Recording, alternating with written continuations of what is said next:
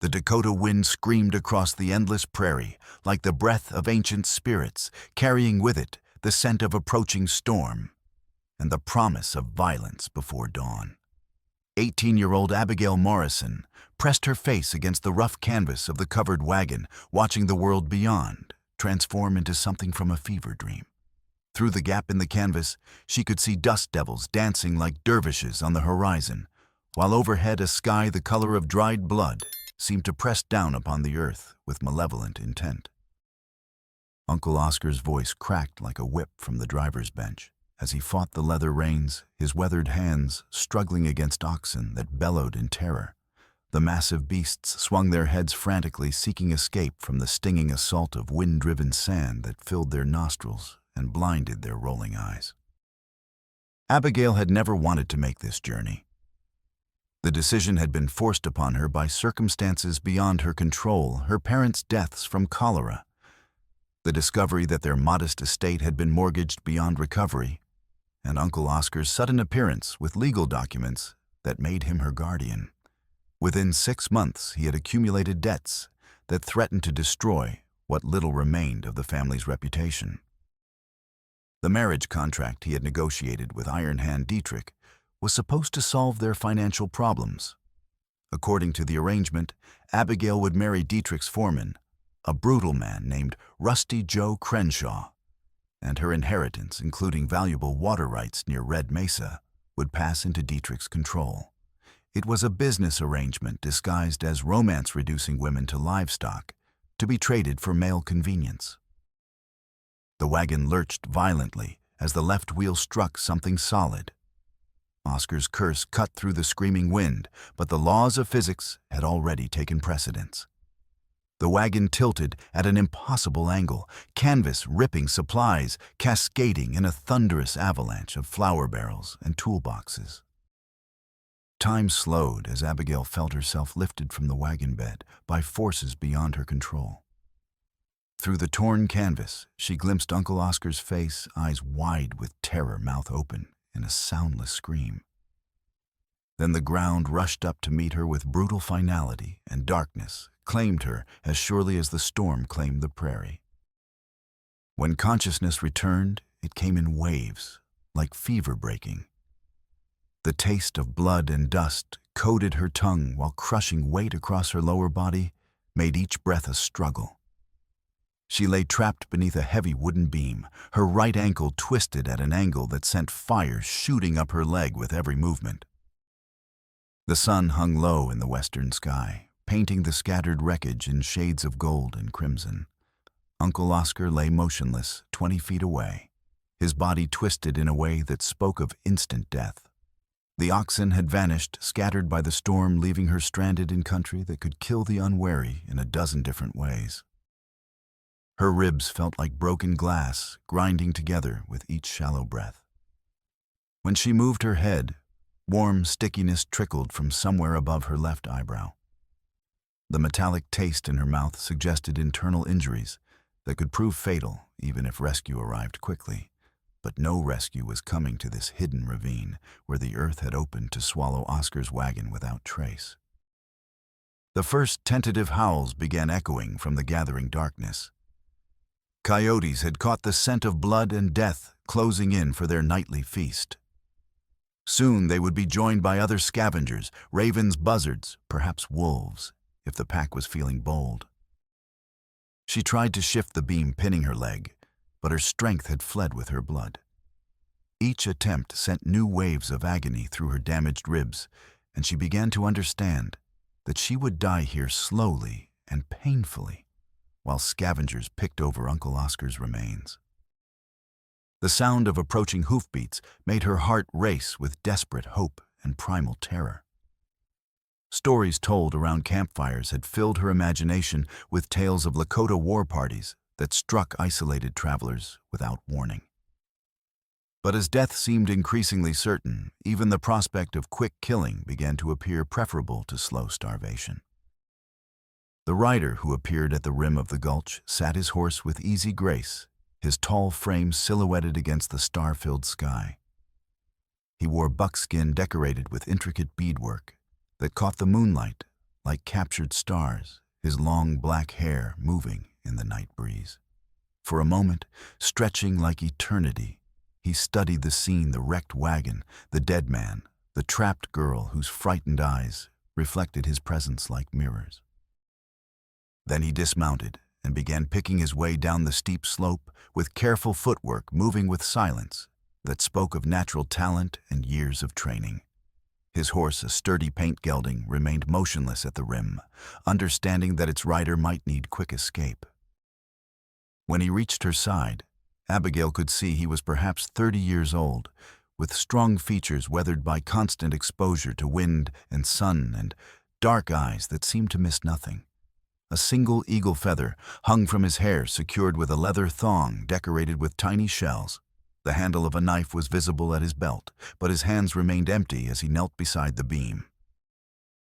"You hurt bad," he said in careful English, his accent thick, but meaning unmistakable. His voice carried quiet authority that comes from years of life and death decisions. "I help you if you want. No harm." She wanted to speak, but could only whisper. The warrior understood her distress and reached for a water bag supporting her head as he allowed precious drops to trickle past her cracked lips. The water was warm and tasted of leather, but it was wonderful. As moisture returned to her parched mouth, she found her voice. "Please, I am Tokala," he said quietly, gesturing toward the beam. "Must move heavy wood to free you. Will hurt much, but then you breathe again without so much pain." Working with methodical patience, he examined the wreckage with an engineer's eye. The beam was massive, 8 inches square and 12 feet long, hewn from oak, seasoned to iron hardness. Moving it would require leverage and technique rather than brute strength, and miscalculation could crush her leg beyond healing. From scattered debris, he constructed a lever using a broken axle as fulcrum and hardwood tongue as prying bar. The process took nearly an hour, during which he spoke in mixed Lakota and English, his voice providing steady anchor of human contact. He told her about his horse, about the storm that drove him to seek shelter in this gulch, about spirits that guide people to where they're supposed to be. When he finally applied pressure to his improvised lever, the beam shifted with a groan of protesting wood. Abigail bit down on leather he had given her, trying not to scream, as circulation returned in a flood of liquid fire. But she was free and alive, looking into dark eyes of a man who had risked considerable danger to help a stranger without expectation of reward. As Tokala helped her sit against a sun-warmed boulder, she realized everything she had been taught about Indians was either incomplete or entirely wrong. "Why?" she managed to whisper. Tokala was quiet for a long moment, gazing at distant horizon where smoke from cooking fires marked the scattered wagon train's location. When he spoke, his words carried weight of old grief, carefully contained, but never forgotten. "My brother died near Red Mesa 3 winters past. Cavalry soldiers shoot him when he tried to trade horses for winter blankets. He peaceful man, never hurt nobody, but they kill him because they see warrior, not person." His jaw tightened imperceptibly. "White men tell stories about savage Indians who kill for pleasure. Maybe some white women not same as men who make such stories. Maybe sometimes good people help other good people, no matter what color skin they wear." The logic was both simple and profound, cutting through layers of prejudice with clean precision. Abigail found herself nodding despite pain, understanding for the first time that the man who had spent hours freeing her bore no resemblance to fearsome savages from childhood stories. When Tokala finished treating her injuries, constructing crude but effective splint for her ankle from willow branches and rawhide, he helped her drink more water and began assessing their situation with practiced eye of someone accustomed to survival in hostile territory. "Your people move away," he observed, gesturing toward distant smoke. "Storms scatter many things. They probably think you dead keep moving to reach water before horses die of thirst. She followed his gaze toward horizon, where her former companions were disappearing into vast emptiness. Part of her felt abandoned, but she understood the harsh logic governing frontier life. Searching for missing persons required time and resources most emigrants couldn't spare. What happens now? Tokala studied eastern sky, where first pale hints of dawn were beginning to show. Cannot stay here. Coyotes smell death come looking for easy meal, and men who hunt for you will think to look in places where wagons crash. He helped her test her ability to walk with makeshift splint. I take you to safe place with my family. Then you choose what path to follow next. What kind of choice could someone like me possibly have? Same choice every person has when old life ends and new life begins. You can try to go back to what was before, or you can find a different way to live. He began gathering supplies from scattered wreckage, selecting useful items, while leaving heavy belongings that would slow escape.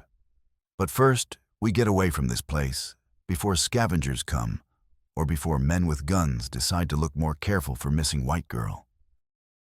As they prepared to leave the gulch, where Uncle Oscar's body would feed creatures that made no distinction between saints and sinners, Abigail realized she was facing the first truly free choice of her adult life.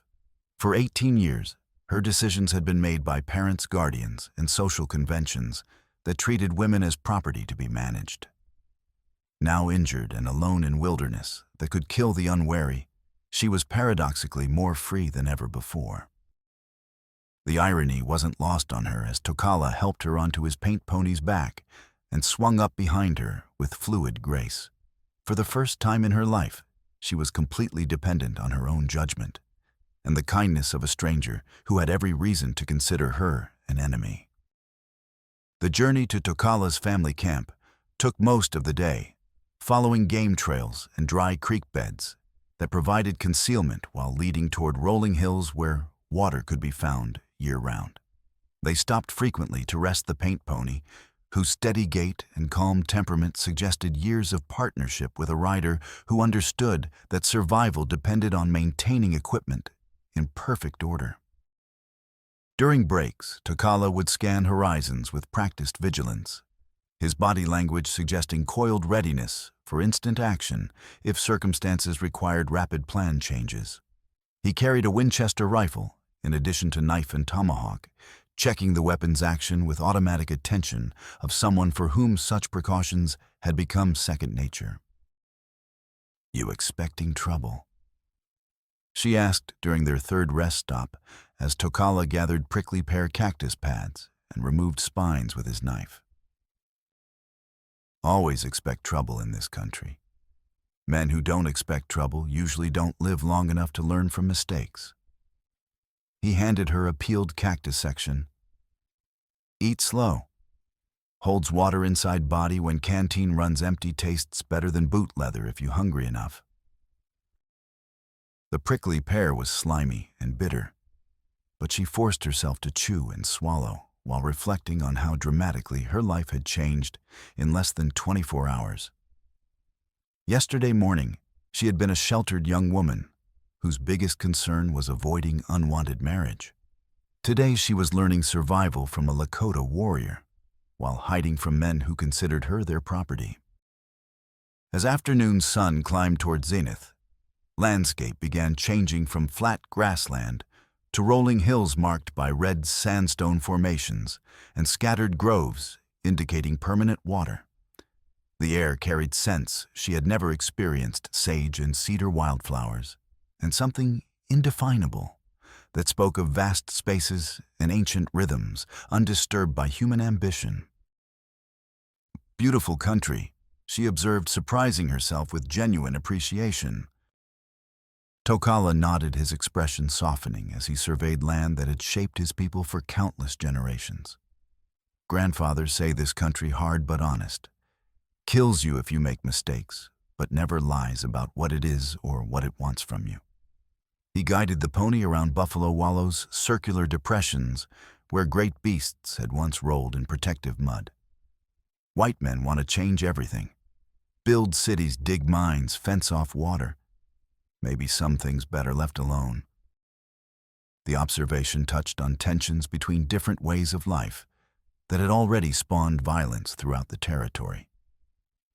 Abigail had grown up accepting the inevitability of progress and civilization. But seeing land through Tokala's eyes made her question assumptions she had never examined. The camp, when they reached it late afternoon, proved to be 4 buffalo-hide teepees arranged around a central fire pit, where coals glowed like red eyes in gathering dusk. Several horses grazed in nearby meadow, and she could see people moving between lodges, an older woman supervising 2 younger men preparing winter hides, and a child gathering firewood from the cottonwood grove. As Tokala guided his pony into the camp circle, all activity ceased with sudden stillness that comes when peaceful people realize they may face unexpected threat. The older woman, clearly the matriarch, straightened from work and approached with measured pace of someone accustomed to making important decisions under pressure. She was perhaps 50 years old, with silver-streaked hair, braided with colored beads, and a face speaking of considerable wisdom and practical toughness required to survive decades on frontier. Her clothing was beautifully decorated with quillwork and beadwork, representing hundreds of hours of meticulous labor. But her hands bore calluses and scars of someone who didn't hesitate to perform whatever work circumstances required. The conversation that followed was conducted entirely in rapid Lakota, with Tokala gesturing occasionally toward Abigail and her obviously injured condition, while explaining what appeared to be complex situation requiring careful consideration. She caught the word wasiku, white person, several times, but the tone seemed more practical than hostile, as if discussing best way to handle unexpected but not necessarily unwelcome responsibility. Other band members gathered to observe 2 men who appeared to be in their 20s or early 30s, and a boy of perhaps 12, whose bright eyes missed nothing as he studied the strange white woman who had appeared like character from winter stories. Finally, the older woman nodded decisively and approached the pony where Abigail sat, trying to look unthreatening while fighting waves of exhaustion. The examination that followed was thorough, and professional weathered hands probing her swollen ankle and testing rib flexibility with confidence of extensive medical experience. When she spoke, it was in accented but perfectly clear English, suggesting years of contact with white traders, missionaries, and government officials. "You hurt, but not dying. That good thing, because healing injured person takes much time and medicine." She called something in Lakota to one younger man, who immediately began building up fire. "I am Wachiwi. I help white people sometimes when they pay fair price for healing, so I learned your tongue many winters ago. Tokala says bad men hunt you like wounded deer because your uncles sell you like horse." "Yes, ma'am. My uncle signed a contract promising me in marriage to settle his gambling debts. The man I was supposed to marry works for Iron Hand Dietrich, who owns the biggest mine in Willow Springs." Abigail paused, unsure how much these people would understand. "I think Uncle Oscar's death was an accident. I think it was arranged to make me more helpless." Wachiwi's eyes sharpened with interest at Iron Hand's name, whose reputation for ruthless business practices and contempt for Indian rights was well established throughout territory. Iron Hand is greedy man, who takes what he wants and kills those who stand in his way. If he wants your land or water rights, he not let little thing like your happiness stop him from getting what he desires. The assessment confirmed Abigail's growing suspicions about circumstances surrounding the wagon wreck, but also raised disturbing questions about how far Iron Hand might go to secure her compliance. If he had indeed arranged Uncle Oscar's death, her continued resistance would likely provoke increasingly desperate measures. "What can I do?" Wachiwi studied her face with penetrating gaze of someone accustomed to reading character in strangers who might prove allies or enemies. First, we fix your body, so it can carry you away from danger when time comes. Then, we see what kind of person lives inside that scared white girl's skin. Maybe strong woman, maybe not. Time will tell truth. Treatment that followed was unlike anything Abigail had experienced, combining techniques she recognized as sound medical practice, with methods that seemed to draw from centuries of accumulated healing wisdom. Wachiwi brewed teas from willow bark that eased constant ache in her ribs, applied poultices from boiled sage to reduce ankle swelling, and treated forehead cut with salve that promoted healing while preventing infection. The younger men proved to be Shyla and Matto, childhood friends of Tokala, who had chosen to remain close to Wachiwi's camp rather than following seasonal migrations in pursuit of buffalo herds that grew smaller and more elusive each year. Both were skilled hunters and warriors, but also possessed practical knowledge of farming, horse training, and other occupations that might become necessary, as traditional ways of life became increasingly difficult to maintain. The child gathering firewood was Yaji, a 12-year-old orphan whose parents had died in a cavalry attack 2 winters earlier and who had been taken in by Wachiwi's extended family. Despite his tragic background, he possessed cheerful disposition and insatiable curiosity that made him effective scout and messenger when circumstances required such services.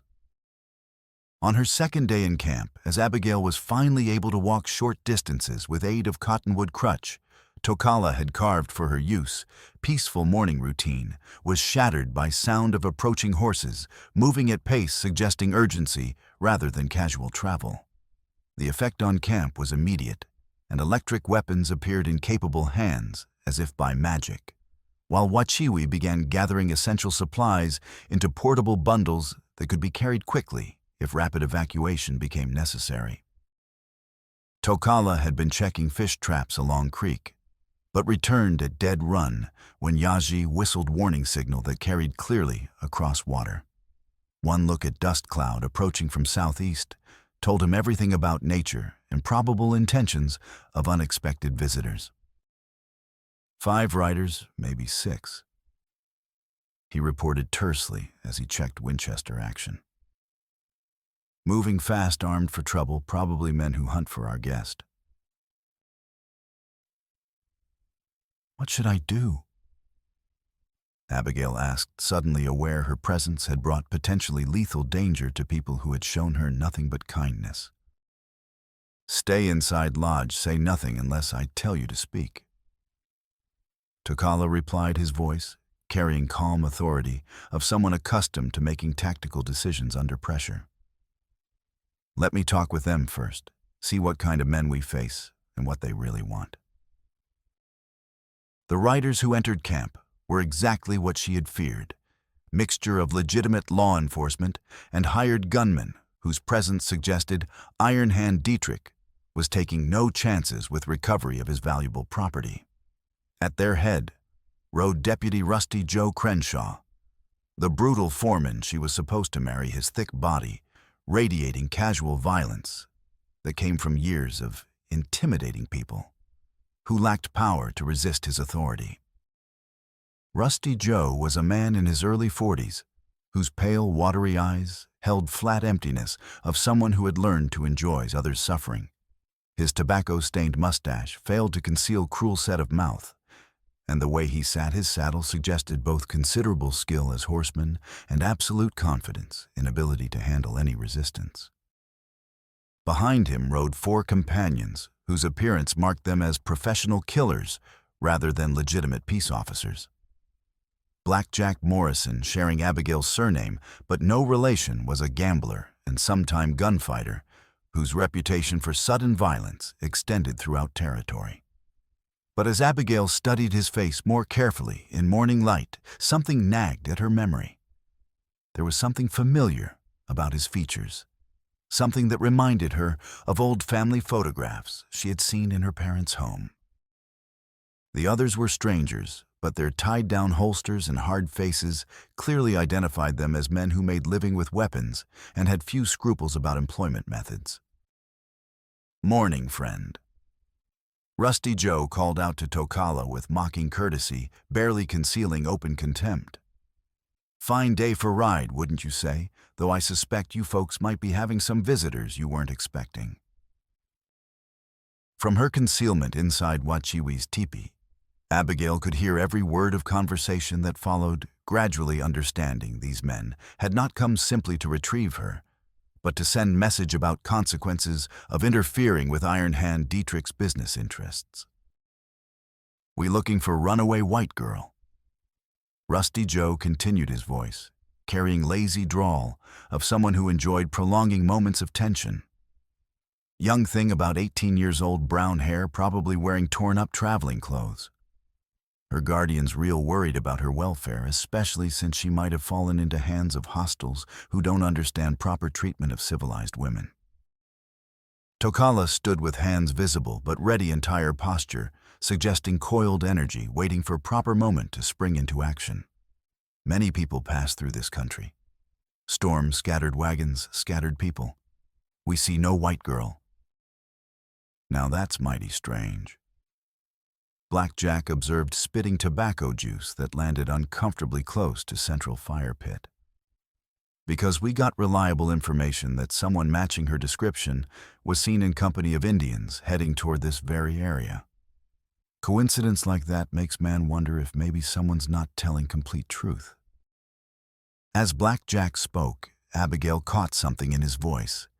An inflection, a particular way of pronouncing certain words that triggered a memory so shocking, she nearly gasped aloud. She had heard that voice before, or one very similar in stories her mother had told about family members who had disappeared or been disowned for criminal behavior. The accusation hung in air like gun smoke, and she could feel tension ratcheting steadily higher with each exchange between two groups. She understood she was witnessing deadly serious negotiation disguised as casual conversation, and that wrong word or gesture could trigger violence that would leave people dead on both sides. It was at that crucial moment that everything went wrong at once. Despite Tokala's explicit instructions to remain hidden, despite her injured ankle and damaged ribs, Abigail found herself unable to listen passively while good people faced death because of her presence. Making decision that would haunt her dreams for years to come, she pushed through teepee flap and stepped into morning sunlight with chin raised in defiance that was part courage and part desperate foolishness. "I'm here," she announced clearly, her voice carrying to every person in camp. "And I'm not going anywhere with any of you." The effect was immediate and catastrophic. Rusty Joe's face lit up with ugly triumph, while his hired companions suddenly looked less certain about their mission's nature. Weapons began appearing in hands on both sides, as pretense of civilized negotiation collapsed under weight of revealed truth and conflicting intentions. "Oh, well. Rusty Joe drawled satisfaction evident in every syllable. "There's my runaway bride looking little worse for wear, but still pretty enough for what I got in mind." His pale eyes swept over her with possessive hunger that made her skin crawl. "Come on over here, darling, and we'll get you back to town where you belong." But it was Blackjack who spoke next, his words hitting Abigail like physical blow. "Hello there, Cousin Abigail. Been long time since last family reunion, hasn't it?" The world seemed to tilt beneath her feet as pieces of a puzzle she hadn't known existed suddenly clicked into place. Blackjack Morrison wasn't just sharing her surname by coincidence. He was indeed family, the black sheep uncle her parents had never spoken about, except in whispered conversations they thought she couldn't hear. The uncle who had been disowned for gambling, drinking, and associating with criminals. The uncle who had disappeared into Dakota territory years ago and was presumed dead by respectable family members who preferred not to acknowledge his existence. "That's right, little cousin." Blackjack continued his grin, revealing teeth stained nearly black with tobacco. Johnny Morrison, your dear departed daddy's younger brother. Though I go by Blackjack these days, seeing as how family name got bit tarnished by my particular line of work." His eyes glittered with malicious satisfaction. "Been keeping track of family affairs from distance, you might say. When I heard about Oscar's little arrangement with Iron Hand, figured it was perfect opportunity for family reunion. After all, somebody's got to look after dear brother's only child, make sure she ends up with right sort of husband." The revelation was staggering in its implications. This wasn't just about Iron Hand's greed or Uncle Oscar's debts. It was about family betrayal on a scale she had never imagined possible. Blackjack wasn't just another hired gun. He was someone who had intimate knowledge of her family's history, their financial situation, and their weaknesses. He had probably been planning this for months, maybe years, waiting for perfect opportunity to claim what he considered his rightful share of family inheritance. "Your daddy cut me out of will when he died." Blackjack continued conversationally, as if discussing weather rather than premeditated theft and murder. "Said I was bad influence on family reputation. But seeing as how you're only surviving heir, and seeing as how you're going to have unfortunate accident real soon, now guess that makes me next in line for whatever's left of Morrison family fortune." Tokala had been listening to this exchange with growing understanding of true scope of conspiracy they were facing. This wasn't just about local corruption or territorial politics. It was about family members willing to commit murder for inheritance money, using Iron Hand's resources and connections to eliminate inconvenient relatives while maintaining appearance of legitimacy. "She says no." Tokala observed quietly positioning himself between Rusty Joe and his intended target. Blackjack's response was immediate and revealing of his true character. "Well, now, warrior, seems like you got more backbone than brains. But family business is family business, and this little girl's got obligations to meet whether she likes it or not." He gestured toward Rusty Joe with casual authority that suggested he, not the deputy, was actually in command of this operation. "Joe, here's going to make sure she meets those obligations real proper-like. Course, after she signs necessary papers, transferring property rights to appropriate family members, she might have little accident. Frontier's dangerous place for young women who don't have proper male protection." The standoff that followed lasted perhaps 10 seconds, but felt like hours as both men took each other's measure and calculated likely cost of escalating confrontation. Then Rusty Joe made his choice and lunged forward, thick hand reaching for Abigail's wrist-in grab that would have dragged her toward his horse regardless of her wishes. Tokala's response was instantaneous and precisely calibrated. His left hand intercepted Deputy's reaching arm and deflected it to one side, while his right hand came up to rest with deceptive gentleness against Rusty Joe's exposed throat, not quite death threat, but unmistakably promise of what would happen if situation continued to deteriorate. "Don't touch," Tokala said conversationally, but there was something in his tone that made every person in camp understand this was not suggestion.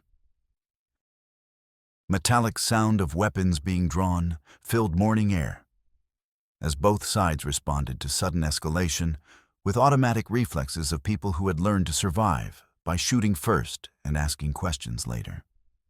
Shyla's Winchester appeared in his hands, as if materialized by magic rifle's muzzle, tracking smoothly across mounted men with obvious lethal intent. But it was Blackjack who finally tipped balance toward bloodshed, either through courage or stupidity, or simple inability to tolerate tension any longer. With snarl of rage that revealed his true nature beneath veneer of civilized authority, he drew his revolver and swung it toward Tokala's unprotected back. "Family reunion's over, boys," he shouted. "Time to finish family business." Shyla's Winchester boomed like thunder, echoing off canyon walls, and Blackjack's hat flew from his head as bullet passed within inches of his skull. The gambler's horse reared in terror at sudden explosion of sound and violence, nearly unseating its rider, while other mounts danced sideways in panic at smell of gun smoke and prospect of immediate death. The shot that saved Tokala's life also served as signal for general combat, and what followed was several minutes of desperate fighting as both sides sought cover while exchanging gunfire with professional intensity that marked experienced fighters engaged in mortal combat. Tokala released Rusty Joe and spun toward Creek Bed, his arm encircling Abigail's waist as he half-carried her toward whatever protection landscape might provide.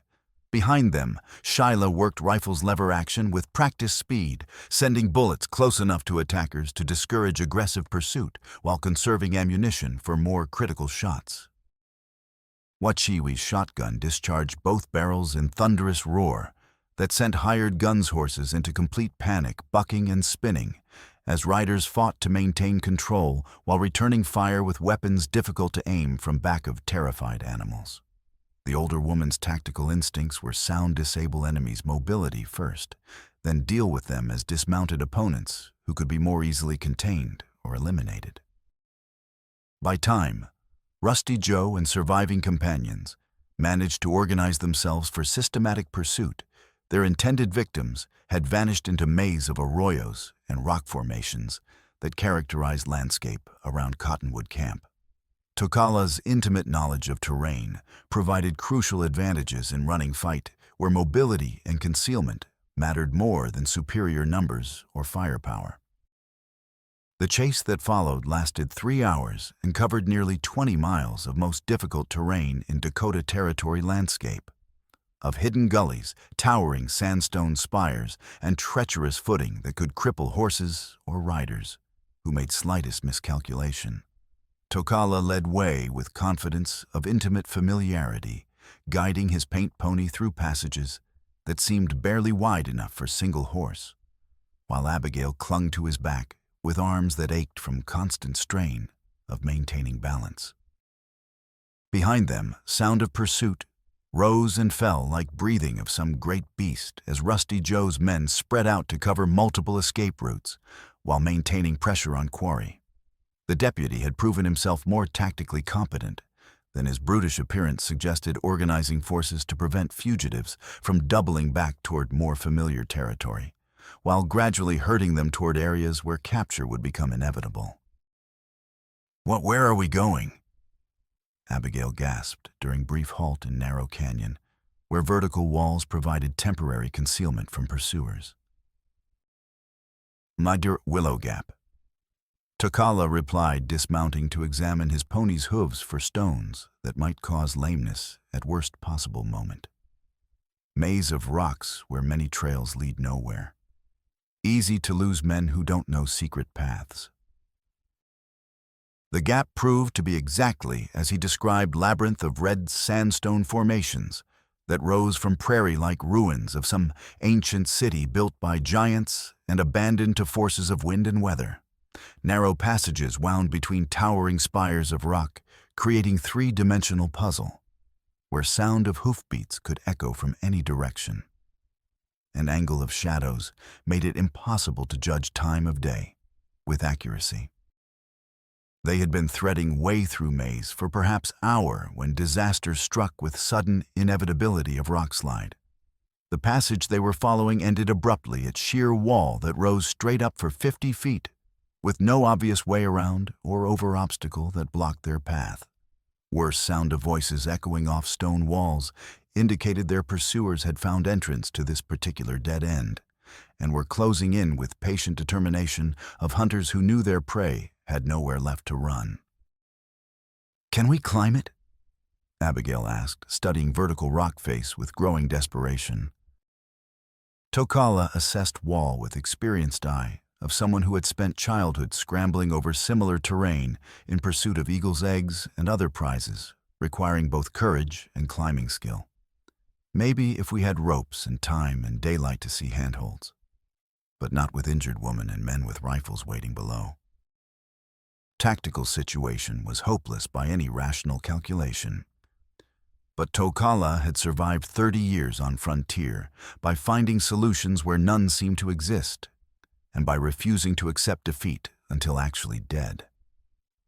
After several minutes of intense study, he pointed to what appeared to be crack in rock face, barely wide enough for a person to squeeze through, but possibly leading to another passage beyond immediate obstacle.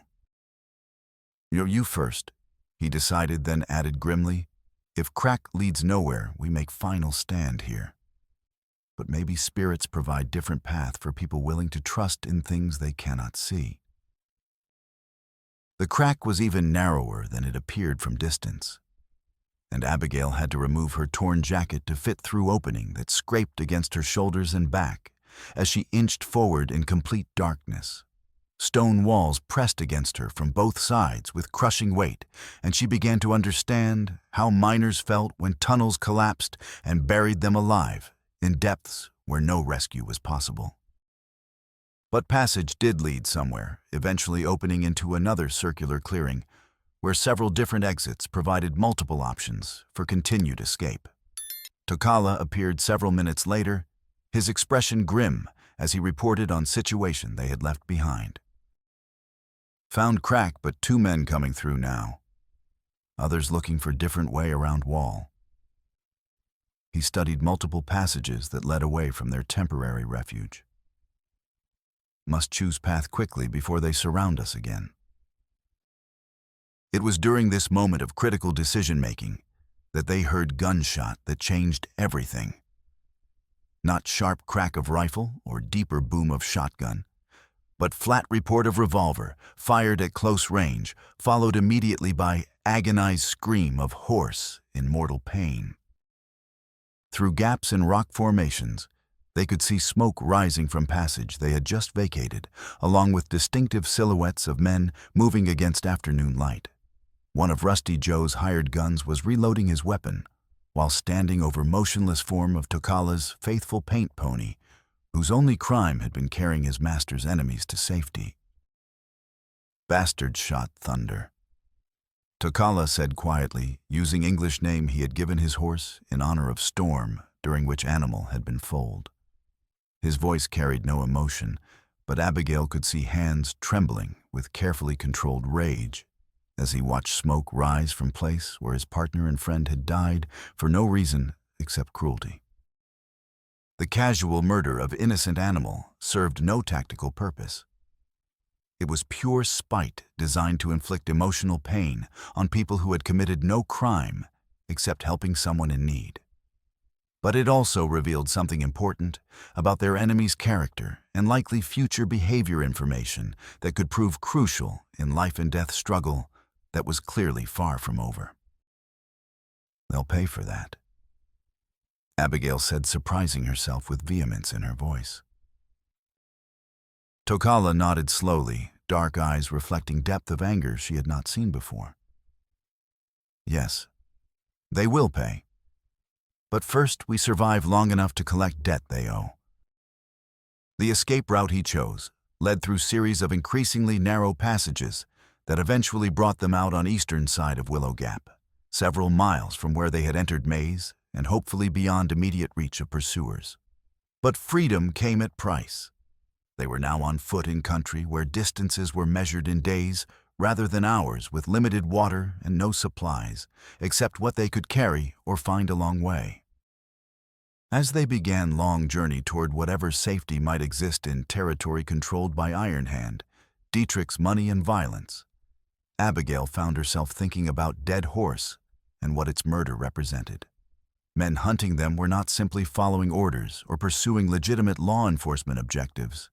They were killers who enjoyed inflicting suffering for its own sake, and they would not stop until they achieved goals or were permanently prevented from continuing pursuit. 3 days of constant travel brought them to abandoned stage station at Crow Creek collection of weathered buildings that had once served as way station for travelers crossing territory before Indian troubles and changing routes had left it to mercy of wind weather and occasional use by fugitives seeking temporary shelter. Main building was constructed of squared logs, chinked with mud and moss, while separate stable offered protection for horses that no longer existed and equipment long since carried away by scavengers. Tokala had chosen this location, carefully balancing need for shelter against risk of being trapped in place with limited escape routes. Station sat in shallow valley, surrounded by low hills that would provide excellent observation posts for spotting approaching enemies, while year-round creek offered fresh water and possibility of fish to supplement dwindling food supplies. Wachiwi immediately set about establishing defensive perimeter positioning Shyla and Maddo at strategic points where they could observe most likely approaches while remaining concealed from casual observation. Young Yaji proved invaluable, a scout his small size and natural stealth, allowing him to move undetected through terrain, where adult footprints would leave obvious signs for trackers to follow. "How long can we stay here?" Abigail asked as she helped Wachiwi organize their meager supplies in station's main room. "Until Iron Hand's men find us, or until we find way to end this chase permanently," older woman replied pragmatically. "Running away only works if you have place to run to. We need different strategy." It was during their second night at station that Yaji returned from one of his scouting expeditions with news that would fundamentally alter their understanding of forces arrayed against them. Boy had discovered military camp established near ruins of Fort Massacre, where Captain William Morrison was apparently coordinating with Iron Hand Dietrich to organize much larger operation than anyone had previously suspected. 20 soldiers, maybe more, Yaji reported breathlessly. Blue coats with many guns, a pair of mountain howitzers. Iron Hand there too, giving orders like he commanding officer instead of captain. Implications were staggering and terrifying. If Iron Hand had managed to convince federal authorities that he was dealing with genuine Indian uprising rather than simple personal dispute, he could potentially deploy military resources that would make resistance impossible. Few fugitives hiding in abandoned buildings could not hope to stand against artillery and professionally trained cavalry. "This changes everything," Tokala observed grimly.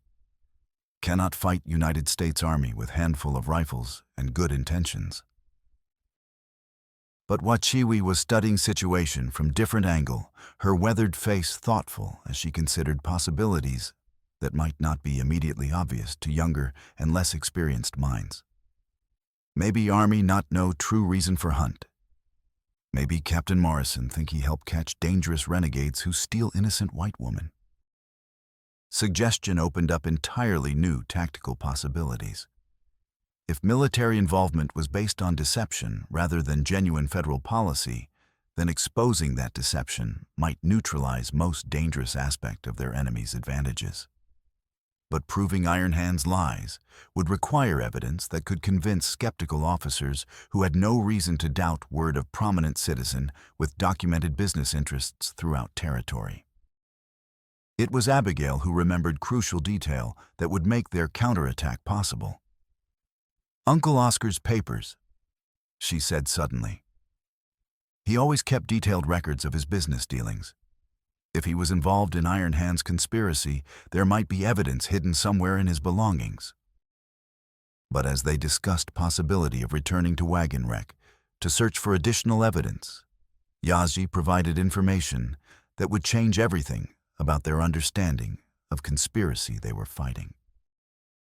"Our found strange thing when looking through dead man's wagon," Boy reported.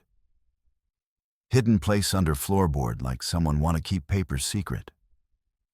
But papers not there, just empty space shaped like box and marks in wood showing something heavy was kept there long time." The revelation was like lightning illuminating dark landscape. Uncle Oscar had indeed hidden something in his wagon, something valuable enough to require secret compartment, something he had apparently removed before their final journey began. But where would he have taken such important documents and why? Willow Springs. Abigail said suddenly, pieces of puzzle clicking into place in her mind. He had business there with Iron Hand arrangements to make before the wedding. He must have taken the papers with him to town. But even as she spoke, another memory surfaced, something Uncle Oscar had said during their last night together, when he thought she was asleep, but she had been listening to his restless pacing and muttered complaints about deals that had gone too far and consequences he hadn't anticipated. He was scared, she said quietly. The night before we left for Willow Springs, I heard him talking to himself about insurance and protection, about making sure he wouldn't be left holding empty bag if something went wrong. She looked directly at Tokala. He didn't just hide evidence of Iron Hand's crimes. He hid evidence that would protect him if Iron Hand tried to betray him.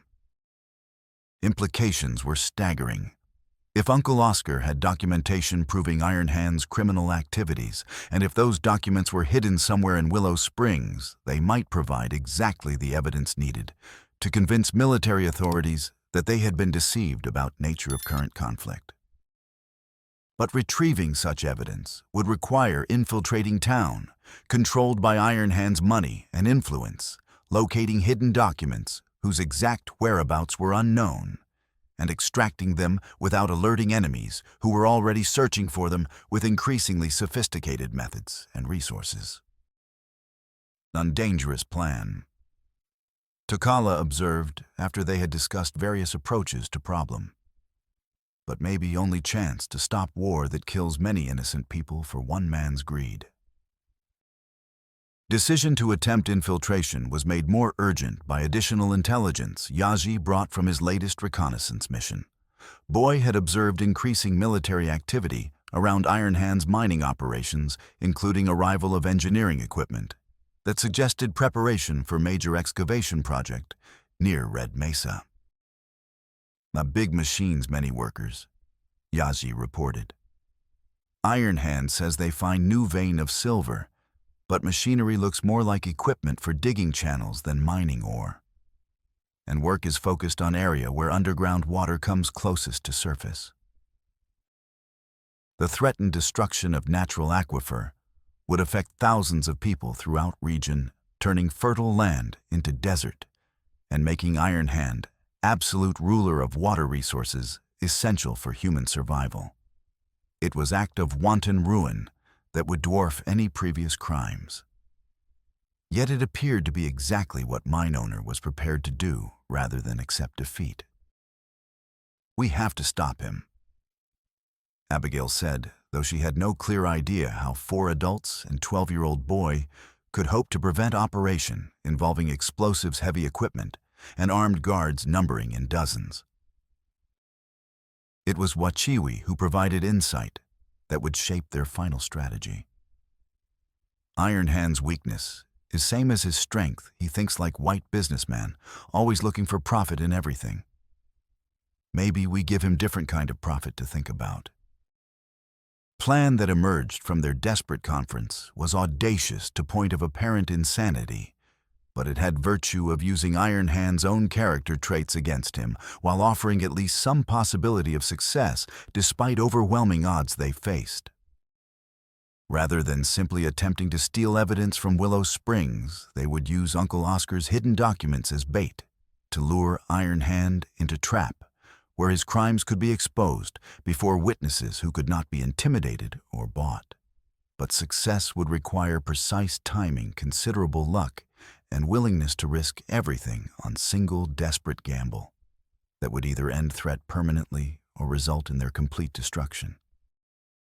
The opportunity came when Yazi brought word that Iron Hand was planning major ceremony to celebrate successful completion of his mining expansion project Grand Affair, designed to impress territorial officials and potential investors while demonstrating his power and influence throughout region. All prominent citizens would be invited, including military personnel who had been supporting his operations against supposed Indian raiders. Perfect chance, Wachiwi observed with grim satisfaction. All our enemies in one place, many witnesses who cannot be silenced or bought, an opportunity to present evidence before crowd that includes honest people alongside corrupt ones. But infiltrating celebration would require more than simply walking into a heavily guarded event. They would need disguises, inside information about security arrangements, and method of communication that would allow coordinated action despite being separated once they entered enemy territory. It was Abigail who provided key insight that would make plan feasible. "Blackjack doesn't know I've figured out who he really is," she said slowly. "He still thinks I'm just frightened young woman who doesn't understand what's happening. If I could convince him I'm willing to cooperate in exchange for guarantees about my safety." "Too dangerous," Tokala said immediately. "If he suspects deception, he kills you before you can expose conspiracy. But if he doesn't suspect, I might be able to get close enough to Iron Hand to present evidence when he least expects it." Abigail's voice grew stronger as plan formed in her mind. "He wants Uncle Oscar's hidden documents, insurance papers that could destroy Iron Hand if they became public. I could offer to lead him to those documents in exchange for my life and freedom to leave territory." The plan they developed was complex and dangerous, requiring split-second timing and absolute trust between people who had known each other for only days, but had learned to depend on each other for survival in circumstances that revealed character with painful clarity. Abigail would surrender herself to Blackjack, claiming to have discovered location of Uncle Oscar's hidden evidence, and offering to trade that information for guarantee of safe passage out of territory.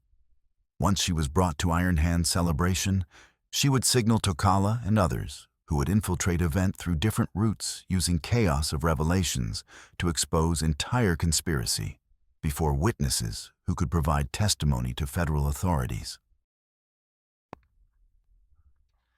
"If something goes wrong," Tokala said as they prepared to implement their desperate plan, "if they kill you before you can present evidence, then you make sure Iron Hand pays for every drop of innocent blood he's spilled." Abigail replied, surprised by steel in her own voice. "But I don't think it will come to that. I've learned things these past weeks, how to think like fighter instead of victim. How to recognize weakness in enemies who think they're stronger than they really are." As they prepared for what might be final confrontation with forces that seemed to possess every advantage except moral legitimacy, she found herself thinking about journey that had brought her to this moment. 3 weeks ago, she had been a sheltered young woman whose biggest concern was avoiding unwanted marriage. Now she was preparing to risk her life to prevent war and protect people she had learned to love more than her own safety. The transformation was complete, but test of whether it would prove sufficient was yet to come.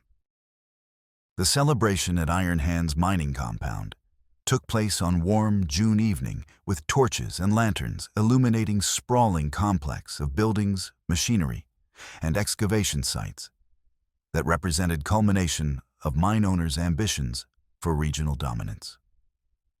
Invited guests included territorial officials, military officers, prominent businessmen, and carefully selected citizens whose presence would provide legitimacy to what was essentially coronation ceremony. For a man who intended to rule Dakota territory like medieval lord commanding feudal domain. Abigail arrived as prisoner of Blackjack Morrison and Rusty Joe Crenshaw, her hands bound behind her back and her appearance carefully disheveled to suggest recent capture after weeks of hiding in wilderness. Her captors made great show of their success in tracking down dangerous fugitive, accepting congratulations from other guests, while positioning themselves to maintain control over their valuable prize. "Ladies and gentlemen," Iron Hand announced as evening's festivities reached their climax,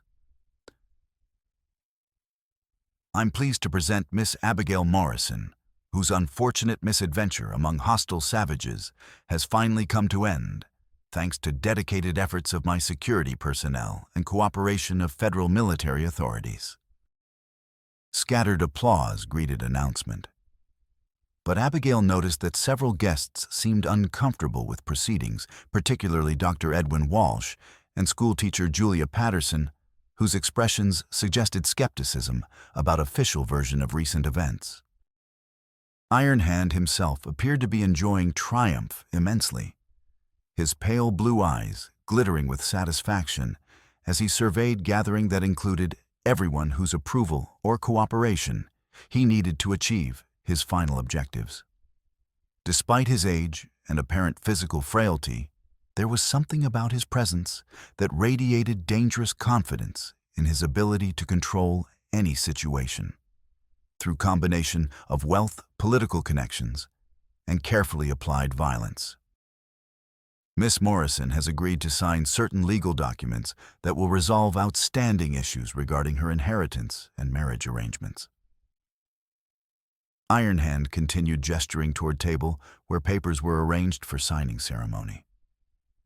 After which, she will be free to leave territory and begin new life far from scenes of recent tragedy.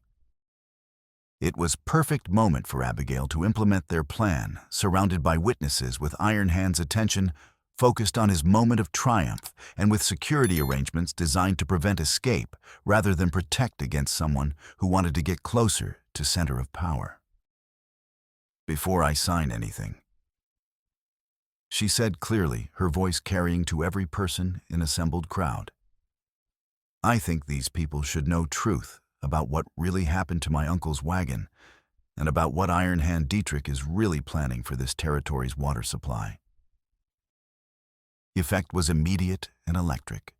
Conversation ceased abruptly as guests turned toward sound of young woman's voice, while Iron Hand's expression shifted from triumph to something approaching alarm as he realized his carefully scripted ceremony was about to become something very different. "My dear," he said with elaborate patience, "I'm sure your recent ordeal has been traumatic, but this is neither time nor place for wild accusations based on confusion and stress." But Abigail was already reaching into concealed pocket of her dress, producing documents that Yazi had recovered from Uncle Oscar's wagon papers that told very different story about recent events than official version Iron Hand had been promoting to territorial authorities. Uncle Oscar's confession. She announced holding papers where everyone could see them. Written in his own hand describing how Iron Hand paid him to arrange wagon wreck that would kill me and make theft of my inheritance appear like tragic accident. Murmur of shock and disbelief rippled through crowd as guests began to understand that evening's celebration was turning into something more like criminal trial. Captain Morrison stepped forward to examine documents, his professional military-bearing lending authority to proceedings as he studied evidence with careful attention to detail. "These appear to be authentic," Captain said finally, his voice carrying note of anger that suggested his professional pride had been wounded by unwitting participation in criminal activities. "Mr. Dietrich, do you have any explanation for these serious allegations?" Iron Hand's mask of civilized courtesy was beginning to slip, revealing glimpses of ruthless personality that lay beneath carefully cultivated public image. "Captain, those papers are obvious forgeries created by criminals to justify their illegal behavior. Surely man of your experience can recognize such crude deceptions." But mine owner's protests were undermined by arrival of additional evidence that neither he nor anyone else had anticipated. From edge of celebration area, figures emerged from shadows, where they had been waiting for predetermined signal. Tokala and Shyla, moving with silent efficiency of experienced warriors, followed by Dr. Walsh and Julia Patterson, carrying additional documents that would corroborate Abigail's accusations. "Captain Morrison," Dr. Walsh called out as his group approached center of gathering, "we bring additional documentation that supports allegations against Mr. Dietrich, including financial records showing payments to individuals for services that can only be described as criminal in nature." But even as evidence mounted against him and support crumbled around him, Iron Hand was not finished. Men like him had not built empires through passive acceptance of defeat, and appearance of hostile witnesses only confirmed his suspicion that careful planning was required to salvage situation through methods more direct than legal maneuvering. His response was swift and devastating. Rather than attempting to maintain facade of innocent victimhood, mine owner drew concealed revolver and aimed it directly at Captain Morrison's chest while signaling to security personnel positioned throughout crowd. "I'm afraid this celebration is over, ladies and gentlemen." Iron Hand snarled his voice, carrying cold authority of man who had decided murder was preferable to legal defeat. "You've all seen too much to be allowed to leave this compound alive." What followed was several minutes of chaos and violence, as Iron Hand's mercenaries attempted to control crowd that suddenly realized they were facing life-or-death situation rather than social gathering. But mine owner had underestimated both his opponents and complexity of situation he was attempting to control through intimidation and firepower.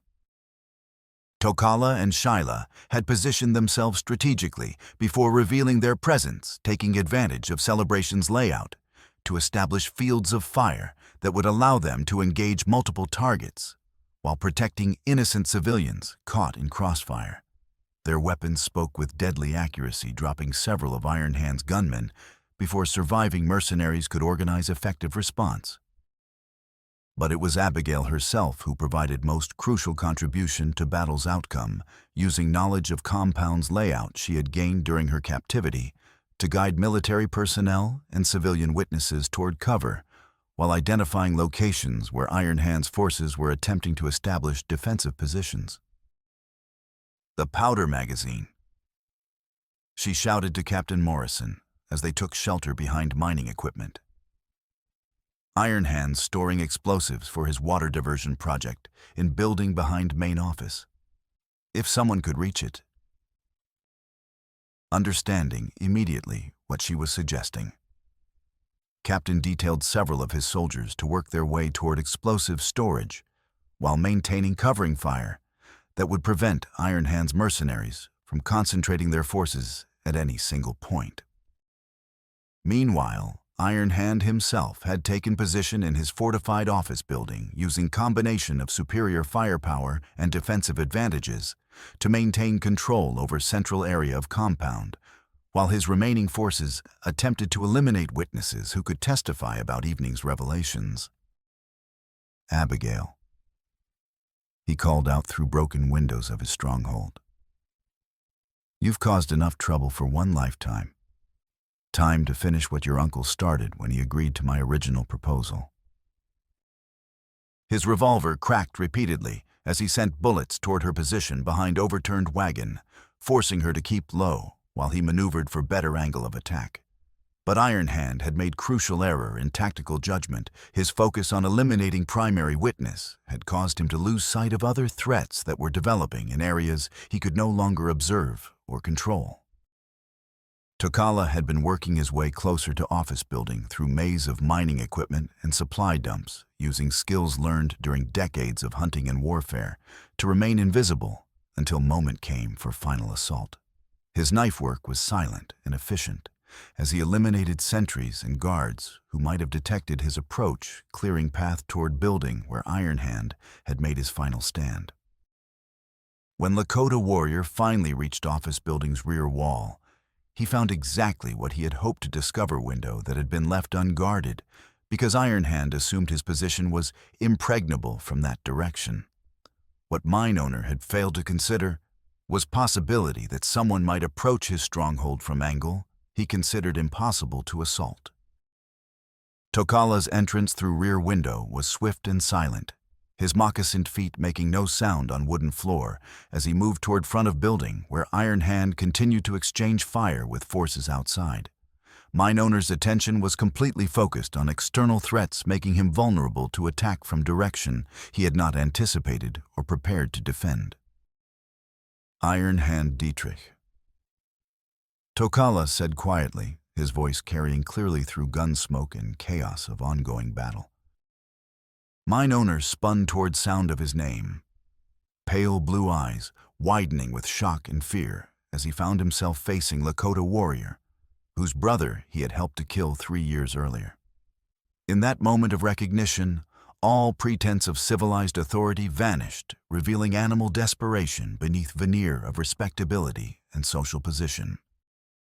Iron Hand's revolver swung toward Tokala with speed born of panic and years of practice with weapons, but Lakota warrior had anticipated such response and was already moving when gun began to track in his direction. His knife left his hand in smooth arc that ended with blade buried in Iron Hand's wrist, severing tendons and causing him to release grip on weapon. Mine owner's scream of pain and rage echoed through building and across compound, but it was quickly drowned out by sound of explosions as Captain Morrison's soldiers reached powder magazine and implemented tactical solution that would permanently end Iron Hand's threat to regional water supply. Blast that followed lit up night sky like premature sunrise, sending debris and shock waves across entire compound, while destroying equipment, excavation machinery, and explosive charges that Iron Hand had planned to use for his water diversion project. When smoke cleared and echoes faded, everyone present understood that Mine Owner's empire had been reduced to rubble, and his ability to threaten anyone had been permanently eliminated. In aftermath of battle, as prisoners were secured and wounded, were treated by Dr. Walsh and other medical personnel, Abigail found herself standing beside Tokala in growing shadows of compound that had been transformed by violence, but was now returning to natural quiet that had existed before human ambition had disrupted its ancient peace. Iron Hand. Dietrich sat propped against wall of his destroyed office, clutching maimed hand to chest while blood poured between his fingers. His pale blue eyes reflected knowledge that his carefully constructed empire had been destroyed and that he would face execution for crimes that could no longer be concealed or explained away.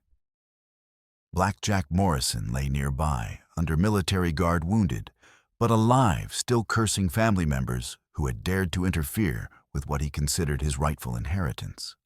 His protests that he had been following legitimate family business fell on deaf ears now that true nature of conspiracy had been thoroughly exposed and documented.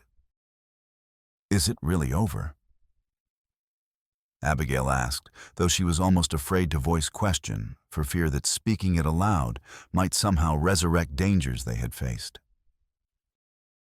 Tokala studied horizon where last of Iron Hand's mercenaries were disappearing under military guard, his dark eyes reflecting satisfaction, tempered by knowledge that victory had come at considerable cost in terms of lives lost and trust damaged between communities that would need years to rebuild relationships poisoned by greed and deception.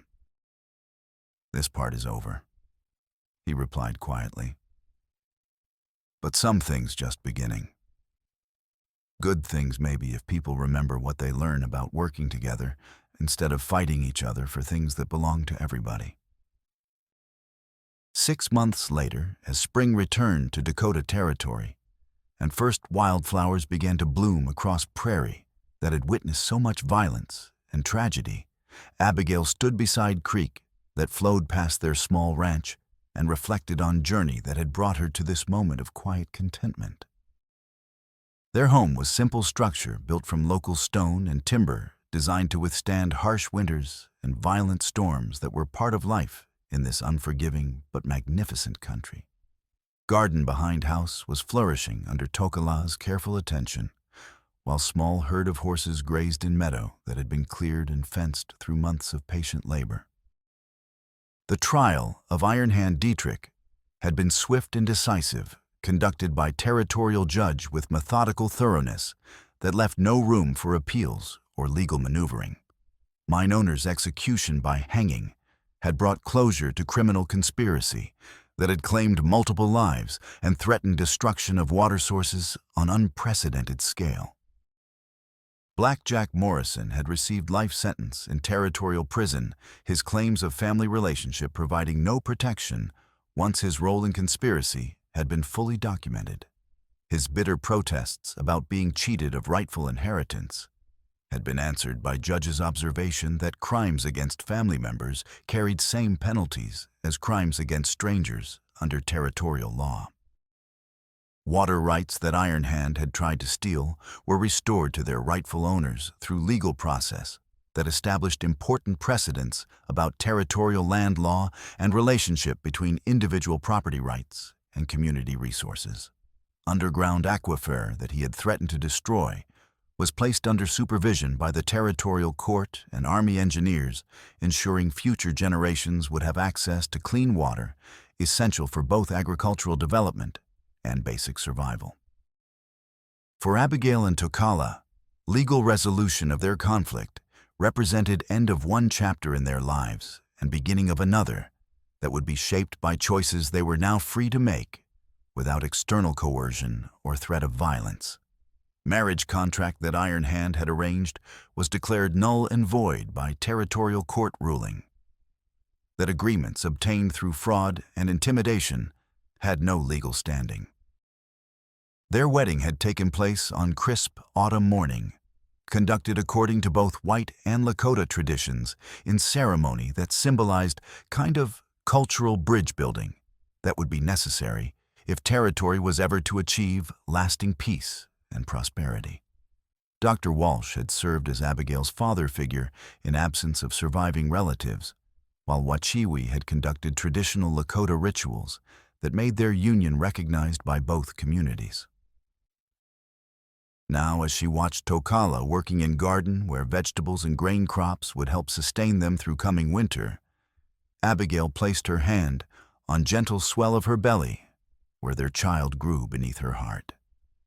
Pregnancy had been discovered during visit to Dr. Walsh for treatment of minor riding accident, providing joyful news that she was carrying child conceived during dangerous weeks, when mutual dependence had grown into love, strong enough to survive tests that frontier life would inevitably provide. Any regrets? Tokala asked as he joined her beside creek, weathered hands still bearing traces of rich soil he had been preparing for planting. None, she replied, hand resting protectively over their unborn child. Though I never imagined my life would take such turns when I left Missouri with Uncle Oscar. Best paths are ones we don't see coming, Tokala observed with philosophical wisdom that came from surviving 30 years in country that demanded constant adaptation to changing circumstances. We found good trail together, even when it led through dangerous places. Their conversation was interrupted by arrival of Yaji, now 15 years old, and serving as unofficial messenger for loose confederation of settlers and Lakota families who had learned to work together in managing shared resources of their territory. Boy brought news from Willow Springs that would provide final chapter in story that had already included more unexpected developments than anyone could have anticipated. In a letter from territorial capital, Yazi announced producing official-looking document from his saddlebags. Judge Harrison sends word about new law passed by territorial legislature creating a water district under territorial charter for management of water rights throughout this region. Letter written in formal language of territorial administration contained information that would ensure lasting legacy of cooperation that had emerged from their struggle against Iron Hand's conspiracy. According to federal investigators who had spent months unraveling mine owner's financial affairs, his criminal activities had revealed extent to which corruption had penetrated territorial government and military administration. As a result, new laws were being implemented that would make similar conspiracies more difficult to organize and execute in future. Water resources would be managed by representatives from all legitimate communities, regardless of race or cultural background, while land use policies would prevent individuals from monopolizing resources essential for regional survival. But here's most interesting part. Yaji continued young face, bright with excitement about news he obviously considered important. A mission school at Red Mesa wants to establish instruction in both English and Lakota, with backing from church donors and practical skills needed for frontier life. Proposal represented more than just educational innovation. It was acknowledgement that future prosperity of territory depended on cooperation between communities that had previously considered each other natural enemies. Young people who grew up learning from both cultures would be better equipped to solve problems that had caused violence and suffering for previous generations. They want you and Tokala to help establish school. Yazi added, using knowledge you gained about bringing different peoples together for common purposes. As they discussed possibility of accepting responsibility for educational project that would shape territory's future, Abigail reflected on transformation that had taken place not only in her own life, but in relationships between communities throughout region. War that Iron Hand had tried to provoke had been prevented, but more importantly, cooperation that emerged from crisis had demonstrated possibilities for peaceful coexistence that few people had previously imagined. Their daughter was born on warm August morning, delivered by Dr. Walsh with assistance from Wachiwi, and celebrated by community that had learned to see new life as victory over forces that sought to divide and destroy. They named her Sarah Wachiwi Morrison Tokala, honoring both her maternal grandmother and Lakota woman, whose wisdom and courage had saved multiple lives during crisis that brought her parents together. As Tokala held his daughter for first-time weathered face soft with wonder and fierce protectiveness, Abigail understood that their personal story was part of larger narrative about territory's growth from wilderness frontier to place where different peoples could live together in harmony based on mutual respect and shared commitment to justice. Outside their window, creek continued its eternal flow toward distant Missouri River, carrying with it promise of renewal and certainty that life would continue regardless of human ambition or folly. Red Mesa stood unchanged on horizon, its ancient cliffs bearing silent witness to human dramas that had played out in its shadow, and would continue long after current generation had passed into territorial legend. But for now, in this moment of quiet triumph over adversity, there was peace and promise of more peaceful tomorrows built on foundations of justice, cooperation, and love, strong enough to survive whatever tests frontier might provide.